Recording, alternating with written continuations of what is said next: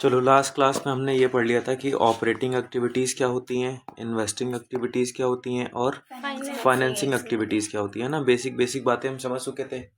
आज हमें क्या करना है, इन्वेस्टिंग एक्टिविटीज़, ऑपरेटिंग की नहीं बात कर रहा हूँ, किसकी बात कर रहा हूँ, इन्वेस्टिंग और फाइनेंसिंग एक्टिविटीज़ से कैश फ्लो कैसे निकालते हैं कि मतलब कैसे पता लगाते हैं कि कितना कैश आ रहा है और कितना कैश जा रहा है। तो हमें इन्वेस्टिंग एक्टिविटीज़ की एक स्टेटमेंट बनानी पड़ेगी और एक फाइनेंसिंग एक्टिविटीज़ की स्टेटमेंट बनानी पड़ेगी और पता लगाना पड़ेगा कि कितना पैसा आ रहा है और कितना पैसा जा रहा है, कितना पैसा आ रहा है और कितना पैसा जा रहा है। तो चलो एक एक करके बात करते हैं। जैसे सबसे पहले है इन्वेस्टिंग एक्टिविटीज़।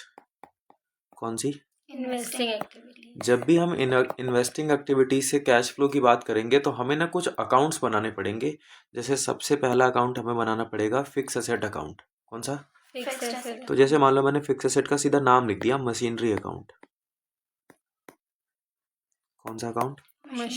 Machinery account. तो अगर हमें मशीनरी अकाउंट बनाना पड़ जाए तो कैसे बनाना है? पहले बताओ, मशीनरी एसेट है कि लायबिलिटी है? एसेट। और एसेट के रूल्स क्या होते हैं? Debit word comes in, credit word goes out. अगर कुछ आ रहा है तो डेबिट और अगर कुछ जा रहा है तो क्रेडिट। आ रहा है तो डेबिट और जा रहा है तो क्रेडिट। ये डेबिट साइड हो गई और ये क्रेडिट साइड हो गई। बढ़ जाए तो डेबिट और कम हो जाए तो क्रेडिट। अच्छा, मशीनरी एसेट है कि लायबिलिटी है? एसेट। एसेट्स के डेबिट बैलेंस होते हैं कि क्रेडिट बैलेंस होते हैं? Debit balance. डेबिट बैलेंस होते हैं। तो जो ओपनिंग बैलेंस होंगे उनको डेबिट साइड में लिखेंगे या क्रेडिट साइड में? डेबिट साइड में। डेबिट साइड में, ठीक है। तो जो ओपनिंग बैलेंस है यानी कि जो बैलेंस बीडी हैं उनको डेबिट में लिख दो और जो क्लोजिंग बैलेंस है यानी कि जो बैलेंस सीडी हैं उनको क्रेडिट में लिख दो। कोई दिक्कत इस पे? नहीं। अच्छा ये बताओ कि जब हम मशीनरी परचेज करेंगे, जब हम मशीनरी परचेज करेंगे तो मशीन आएगी या मशीन जाएगी? आएगी। आएगी। आएगी तो डेबिट साइड में लिखेंगे क्रेडिट साइड में? डेबिट। डेबिट साइड में। परचेज करने से मशीन आ रही है तो डेबिट साइड में टू बैंक, इसका मतलब परचेज है। जो भी अमाउंट हो लिख देना।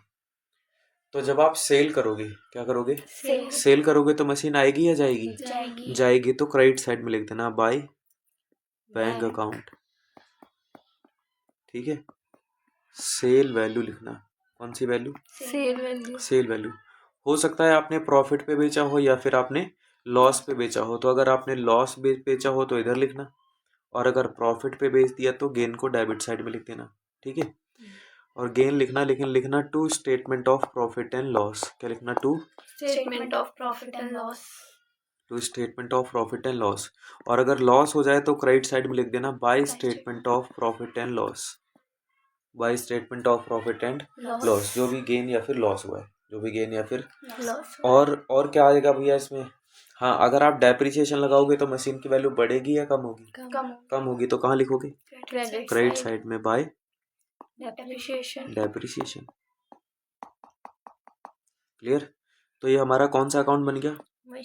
Machinery account. कौन सा अकाउंट बन गया? Machinery account. तो हम इसको ऐसे ही बोल सकते हैं कि preparation of machinery account when provision for depreciation account is not maintained. क्या बोल सकते हैं? When provision for depreciation account is not maintained. तो मैंने एक केस कर दिया। एक केस की पहचान ये है,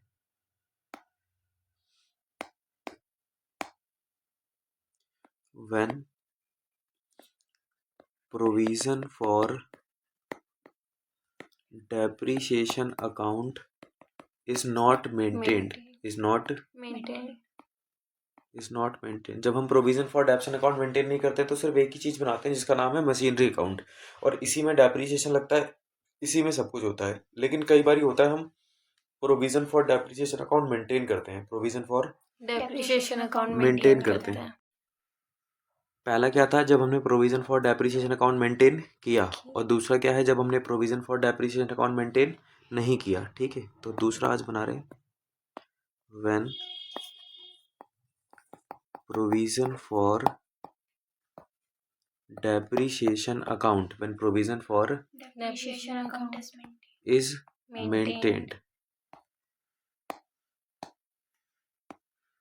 is maintained। तो जब आप प्रोविजन फॉर डेप्रिसिएशन मेंटेन करते हो तो आपको एक नहीं दो अकाउंट्स बनाने पड़ते हैं। कितने? दो अकाउंट्स।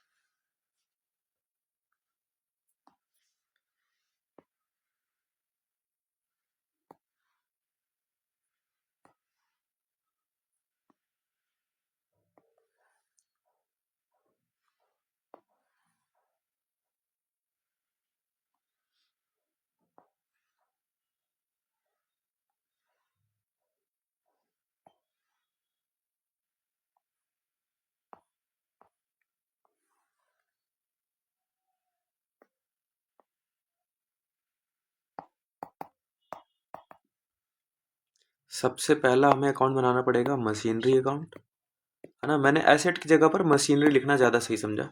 और नीचे हम बना देंगे प्रोविज़न फॉर डेप्रिसिएशन अकाउंट, ठीक है। और प्रोविज़न फॉर डेप्रिसिएशन अकाउंट तभी बनेगा जब क्वेश्चन में प्रोविज़न फॉर डेप्रिसिएशन के बैलेंस की बनोगे। जब क्वेश्चन में प्रोविज़न फॉर डेप्रिसिएशन के बैलेंस के तो जब भी आप मशीन वो बनाओगे, क्या बोलते हैं, प्रोविज़न फॉर डेप्रिसिएशन अकाउंट बना रहे हो, क्या बना रहे हो, प्रोविज़न फॉर। तो जो मशीन के बैलेंस बीडी हैं उनको मशीन में जाके लिखना, टू बैलेंस बीडी। और जो इसके क्लोजिंग बैलेंस होंगे उनको क्रेडिट साइड में जाके लिख देना, बाय बैलेंस सीडी, ठीक है। मशीनरी एक एसेट है लेकिन प्रोविजन एक लायबिलिटी है, तो लायबिलिटी के बैलेंस कहाँ जाएंगे, क्रेडिट साइड में, बाय बैलेंस बीडी। और इसके क्लोजिंग बैलेंस कहाँ जाएंगे, डेबिट साइड में, to balance CD, to balance CD. इसके बाद क्या करोगे, तो ये मशीनरी है। अब एक बात होता, मशीन खरीदने से मशीन आएगी जाएगी, मशीन आएगी, तो डेबिट साइड में लिखना।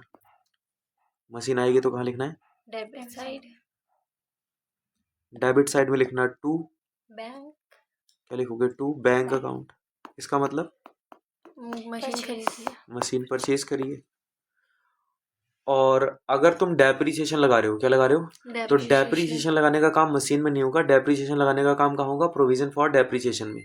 पिछले वाले कॉन्सेप्ट में क्या था कि हम एक ही जगह डेप्रिसिएशन लगा रहे थे।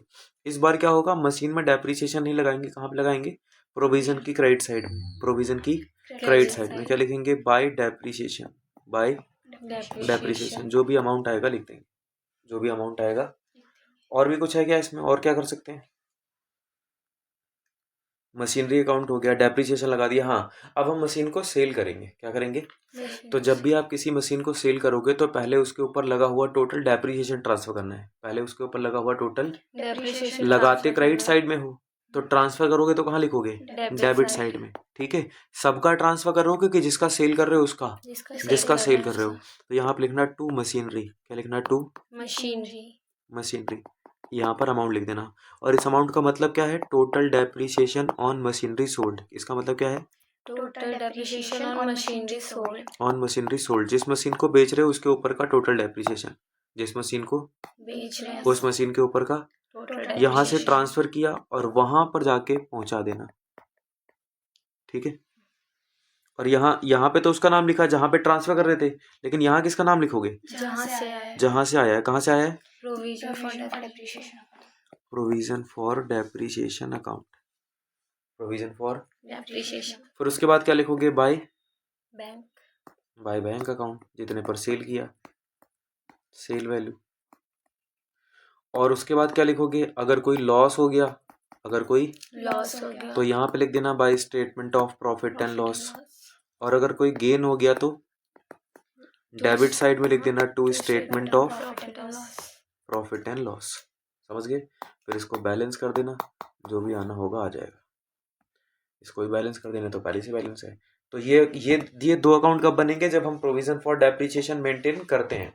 और वो एक अकाउंट कब बनेगा, जब हम प्रोविजन फॉर डेप्रिसिएशन मेंटेन नहीं करते हैं। करते हैं तो कितने अकाउंट बनेंगे, दो। और नहीं करते हैं तो कितने अकाउंट बनेंगे, एक। क्लियर। अब एक काम करते हैं, सीधा अकाउंट बनाना सीखते हैं कि पहले बनाते कैसे अकाउंट। जैसे क्वेश्चन है, इलस्ट्रेशन नंबर 37 निकालो बुक का।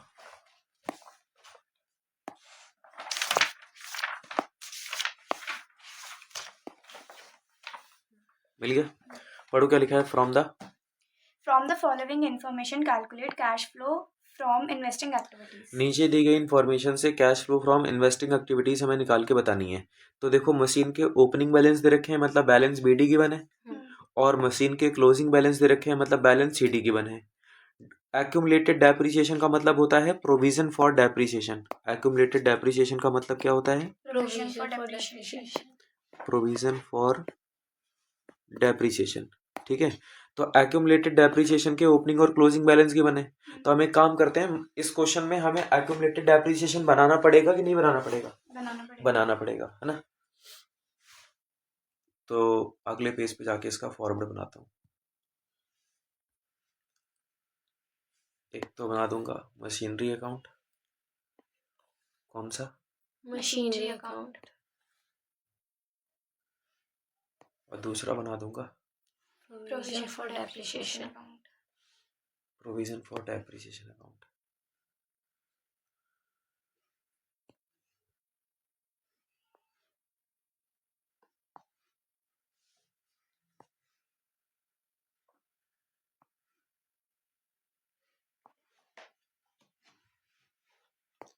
देखो ये नीचे बन गया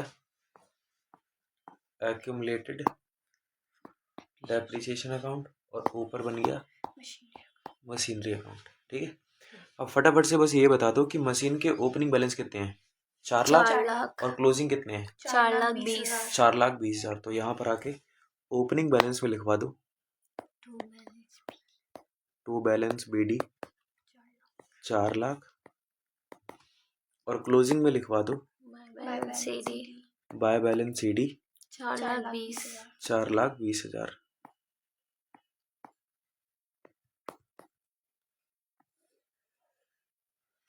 क्लियर? एक्यूमुलेटेड के ओपनिंग बता दो कितने हैं 1 लाख और क्लोजिंग 1,10,000 तो एक्यूमुलेटेड में जाओ क्रेडिट साइड में बाय बैलेंस कितना 1 लाख और क्लोजिंग 1,10,000 टू बैलेंस CD 1,10,000। ठीक है, ओपनिंग और क्लोजिंग बैलेंस हो गए। नीचे जाओ देखो वहां पर ना पेटेंट्स भी दे रखा है। क्या दे रखा है? तो हम चाहें तो पेटेंट्स का भी अकाउंट बना सकते हैं। तो अगले पेज पे जाओ और पेटेंट्स का भी एक अकाउंट बना दो।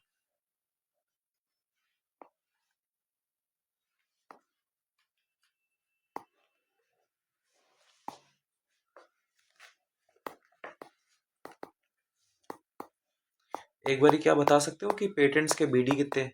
2,80,000 2,80,000 और पेटेंट्स के CD कितने हैं? 1,60,000 1,60,000।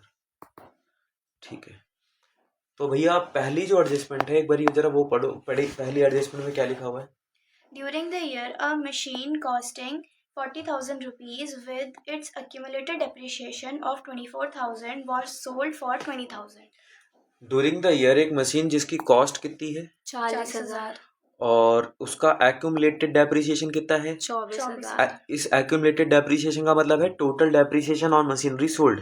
जिस मशीन को हम बेचने जा रहे हैं ना 40,000 वाली को, उसका टोटल डेप्रिसिएशन कितना है 24,000 तो आप एक बात बताओ, एक मशीन है जो 40,000 की है, कितने की है 40,000 और उस पर डेप्रिसिएशन लग गया 24 का, तो फिर वो बची कितने की 16 की। और 16 की मशीन को सोल्ड कितने पर कर दिया 20 पे फायदा हुआ कि घाटा? फायदा फायदा हो गया। तो ये वहां पर जाके दिखा देना है। तो जब आप सेल करोगे क्या करोगे? सेल तो जाओ अगले पेज पर। सेल करने के लिए पहले टोटल डेप्रिसिएशन ट्रांसफर करो। यहाँ पे लिखो to machinery account to machine कितना डेप्रिसिएशन था 24,000 24,000। यहाँ से ट्रांसफर करके यहाँ पर पहुंचा दो कितना 24,000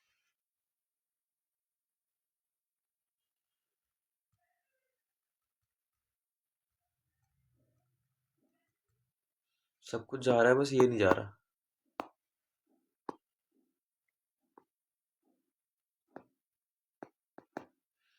कोई नहीं।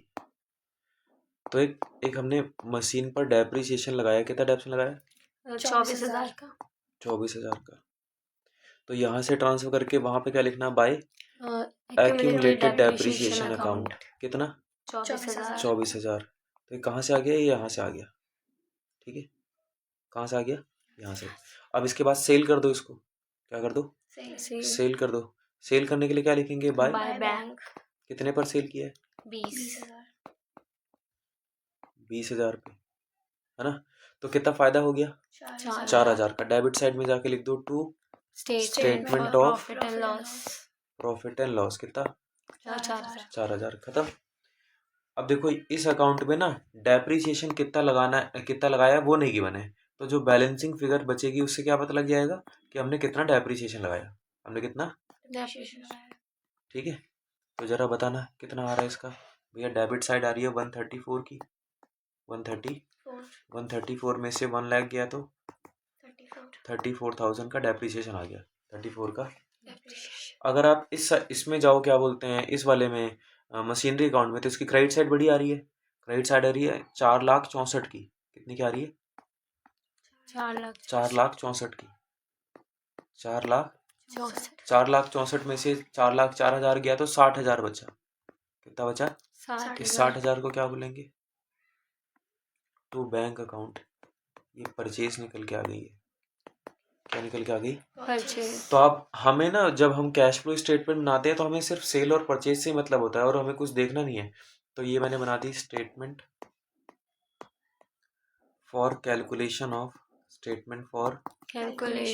Of cash flow from investing activities. Cash flow from investing activities. Investing activities.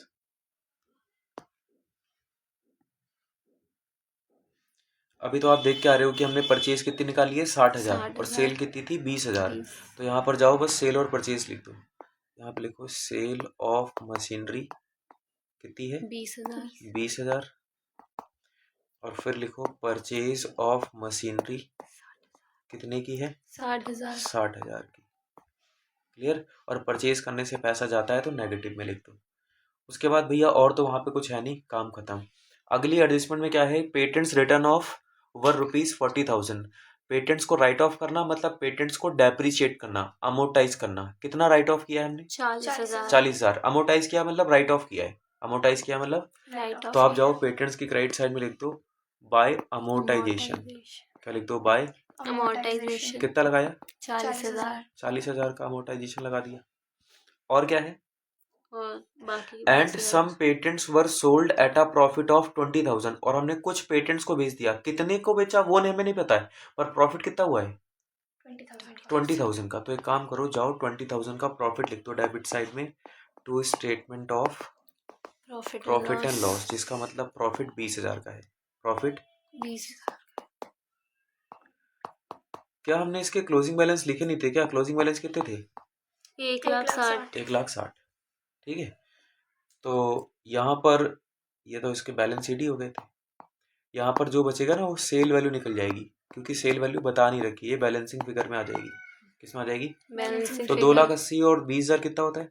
3 3 lakh में से 2 लाख गया तो 1 1 लाख। लाख। ये 1 लाख की सेल आ गई। 1 लाख की। सेल और आ इसको गई। ना ऐसे समझो कि साल के शुरू में हमारे पास पेटेंट्स कितने थे? 2,80,000। उसमें से 40,000 हमने राइट ऑफ कर दिया, तो फिर बचे कितने? 2,40,000। 2,40,000 के। इतने बचने चाहिए, पर बचे तो हमारे पास सिर्फ 1,60,000 के हैं। बचे कितने हैं? 1,60,000। इसका मतलब कितने बिक गए? 80। 80 की चीज को 20 के प्रॉफिट पर बेचा, तभी तो 1 लाख पे बेचा है।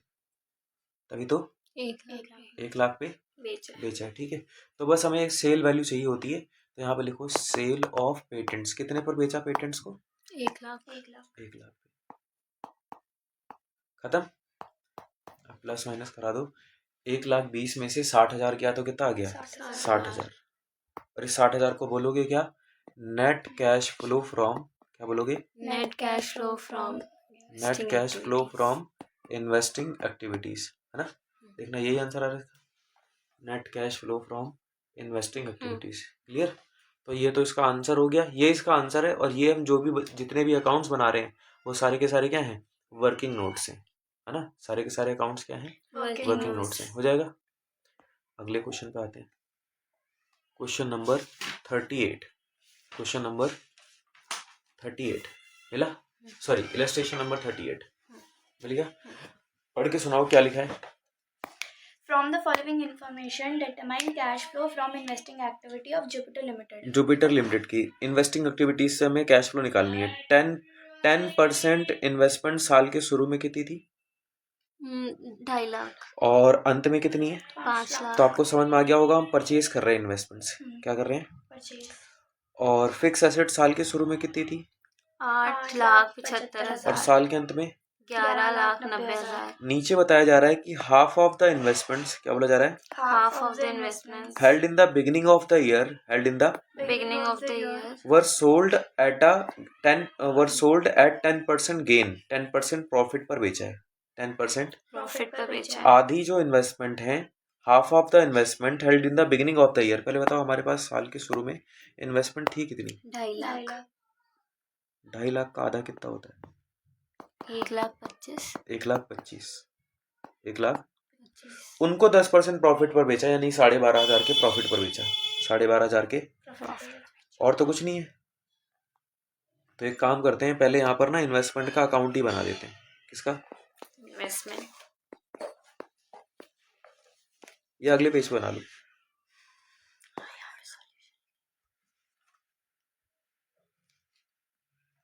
कितने परसेंट इन्वेस्टमेंट थी? 10%.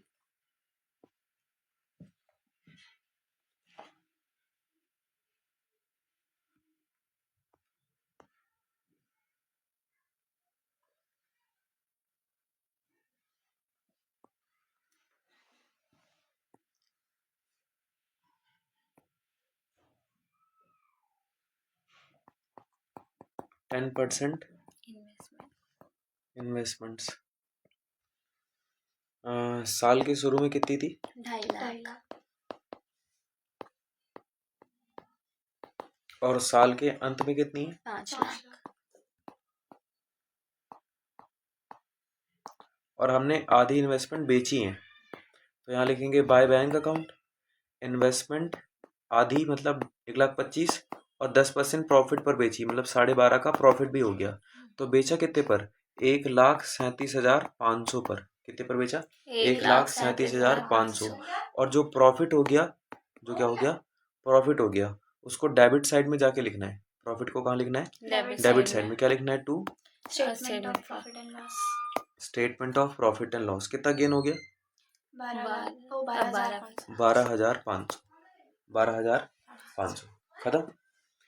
तो ओपनिंग और क्लोजिंग बैलेंस दिखा दिए, सेल कर दिया, उसके ऊपर होने वाला हमने प्रॉफिट दिखा दिया। और भी कुछ बता रखा है क्या भैया? और तो कुछ नहीं है। तो फिक्स एसेट भी दे रखी है ना, है ना? शुरू में कितनी थी इन्वेस्टमेंट्स? 8,75,000. अंत में कितनी है? 11 lakh. नीचे ना डेप्रिसिएशन दे रखा है फिक्स एसेट के ऊपर। क्या दे रखा है? Depreciation. और तो कुछ है नहीं। तो अकाउंट बना के हम इसकी बातचीत कर सकते हैं, इसकी क्या बोलते हैं, फिक्स एसेट्स की। किसकी? Fixed assets. तो अब यहाँ पे बना देते हैं इसका अकाउंट। लेकिन ना हमने इन्वेस्टमेंट को क्लोज नहीं किया अभी। इन्वेस्टमेंट अकाउंट को कौन सी साइड बड़ी आ रही है? Credit side. क्रेडिट साइड आ रही है कितनी? 6,37,500। 37,500. ठीक है, 6,37,500 माइनस करो जरा। 6 लाख कैलसी है? 6,37,500 में से 2.5 लाख माइनस करने हैं, तो जो बचेगा वो परचेज हो जाएगी।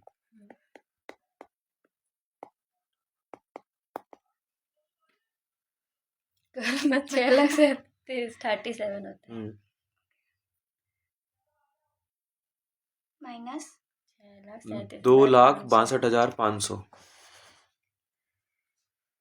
6,37,500 माइनस 2,62,500। 262,500। 62,500 कितना आ गया? 3,75,000। ये 3,75,000 क्या हो जाएगी? परचेज। क्या हो जाएगी? परचेज. तो सेल और परचेज को तुरंत एक काम करते हैं, स्टेटमेंट बनाते हैं और दिखा देते हैं। ये हो गई हमारी statement for calculation of cash flow from Investing activities. Investing activities.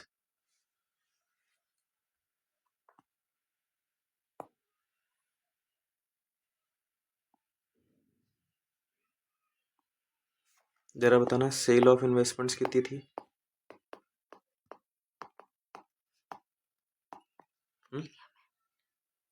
अभी हमने अकाउंट बनाया था ना, कितनी थी? 1,37,500। 37,500. और परचेज कितनी थी? 3,75,000। 3,75,000। तो थोड़ा सा नीचे कर देते हैं। परचेज ऑफ इन्वेस्टमेंट्स 3,75,000 और परचेज करने से पैसा जाता है, इसलिए माइनस में। आगे एसेट्स का हमें अकाउंट बनाना है, तो मैं अगले पेज पर गया और एसेट का अकाउंट बना लिया हमने।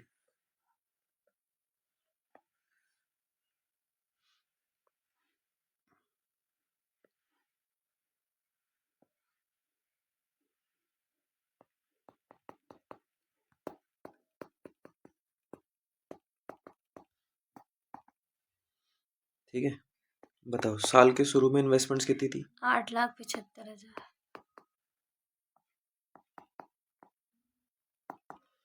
और साल के अंत में इन्वेस्टमेंट्स कितनी है? 11,90,000।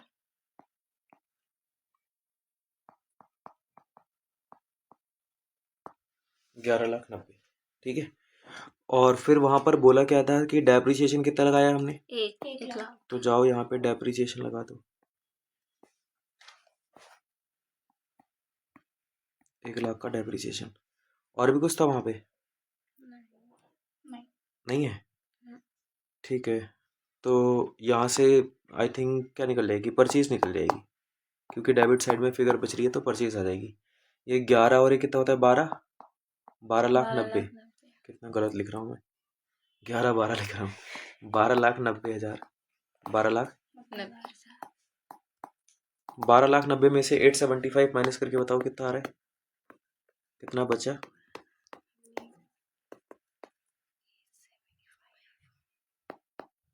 4,15,000। 4 लाख, ये 4,15,000 परचेज आ गई। परचेज मतलब पैसा जा रहा है, जा रहा है कितना जा रहा है? 4,15,000 माइनस, ठीक है।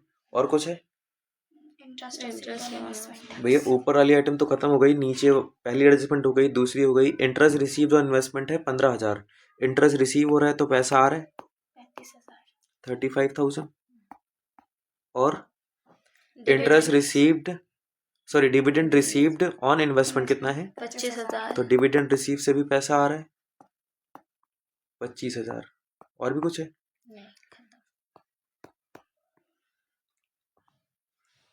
करो जरा प्लस माइनस, बोलो मैं। 1,37,500 लो, बड़ा कैसे होगा ये? 1,37,500 प्लस 60,000, 1 2 3 4, और माइनस करेंगे 75 15 90, 7,90,000 माइनस 7,90,000, 1 2 3 4, 5,92,500। देखना आंसर आ रहा है 5,92,500। और ये नेगेटिव में आ रहा है, इसलिए इसको बोलना है net cash used in, net cash used in investing activities, net cash used in investing activities. है सिंपल। ये हो गया calculation of cash flow from investing activities. पता इलस्ट्रेशन नंबर 39, इलस्ट्रेशन नंबर 39 पढ़ के सुनाओ क्या लिखा है। From the following particulars determine cash flow from investing activities. Investing activities से कैश का फ्लो पता लगाना है। अब देखो परचेजेस सारी गिवन है और सेल्स सारी गिवन है, यहाँ कोई ईयर नहीं है, सीधा सेल और परचेज है। तो परचेजेस माइनस करोगे, परचेज माइनस और सेल प्लस करोगे, हो जाएगा काम। और नीचे बोल रखा है इंटरेस्ट ऑन, क्या लिखा है? Interest on, interest received on debentures held as an investment. ये इंटरेस्ट हमें रिसीव हुआ है तो ये इंटरेस्ट ऑन इन्वेस्टमेंट ही है, प्लस कर देना। डिविडेंड रिसीव्ड ऑन शेयर्स, ये भी प्लस कर देना। लिखा plot of land was purchased out of surplus fund for investment purpose and was let out for commercial use. Rent receive कितना हुआ? 80,000। आगे की लाइन का कोई मतलब नहीं था, सिर्फ रेंट मिला है हमें, है ना। रेंट कितना मिला? 80,000। तो ये भी, इसको भी क्या कर देना? प्लस कर देना। तो बहुत सिंपल क्वेश्चन हो जाएगा। एक एक करके प्लस करते हैं। निकालना क्या है? Cash flow From investing activity. From investing activities, cash flow from Investing activity.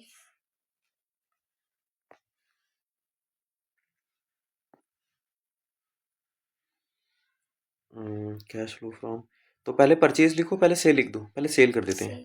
Cell बताओ कौन कौन है? Sale of investment 1,00,000 sale of investments 1,00,000, और मशीनरी और सेल ऑफ मशीनरी 1,50,000,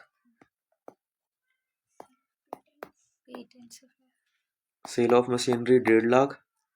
और क्या है? Sale of patents sale of patents कितने? 1,00,000।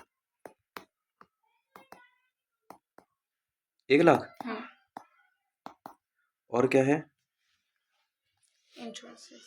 Interest received on debentures, interest received on debentures held as an investment, held as an investment कितनी? 16,000। 16,000। तो interest received यहाँ पे प्लस कर दो 16,000। और क्या है? डिविडेंड रिसीव्ड डिविडेंड रिसीव्ड, इसको भी प्लस कर दो। कितना? 20,000 20,000। और रेंट रिसीव भी तो है, कितना? 80,000 तो रेंट रिसीव भी प्लस कर दो 80,000, है ना। हम्म। इन सबको एक काम करते हैं, पहले इन सबको ही प्लस कर लेते हैं जो प्लस वाले हैं, है ना। तो कितना आ रहा है भैया? ये कैसे कैसे बोलेगा ये? 4 लाख और कैलसी लेकर आया करो। 4 कैलसी अलाउड नहीं है क्या तुम्हारे में? है। हाँ तो फिर लेकर आया करो। 1 लाख प्लस 1.5 लाख प्लस 1 लाख, ये हो जाएगा 2.5 लाख, 4 प्लस 16, 66 1 लाख 16, 1 लाख 16, 1 2 3, ये आ गया 4,66,000। जो प्लस वाले जो आइटम है टोटल कितने आ रहे हैं? 4,66,000। ठीक है। अब सारे परचेज वाले माइनस कर देते हैं। परचेज क्या क्या है? Purchase of investment, purchase of goodwill, purchase of machinery. एक एक करके लिखवा दो। क्या क्या है? Purchase of investments 1,80,000 1,80,000।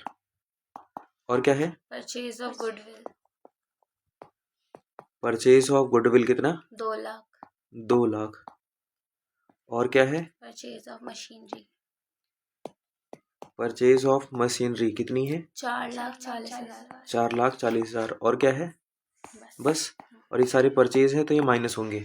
तो भैया 4,66,000 में से 1,80,000 और 2 लाख 3,80,000, 3,80,000 और 4 लाख 7,80,000, 7,80,000 और 40 8,20,000 माइनस 8,20,000 इंटू आ रखा है इंटू क्यों कर दिया? वापस कैसे जाना है? क्रॉस नीचे कहाँ है ये? हट गया। माइनस 3,54,000 आ रहा, देखा? माइनस का 354। और क्योंकि ये माइनस में है तो इसमें क्या लिखेंगे? Net cash used in net cash used in investing activities. Net cash used in investing activities. Done. आज आपको यहीं छोड़ देते हैं, पीछे वाला बैकलॉग पूरा कर लेना आप।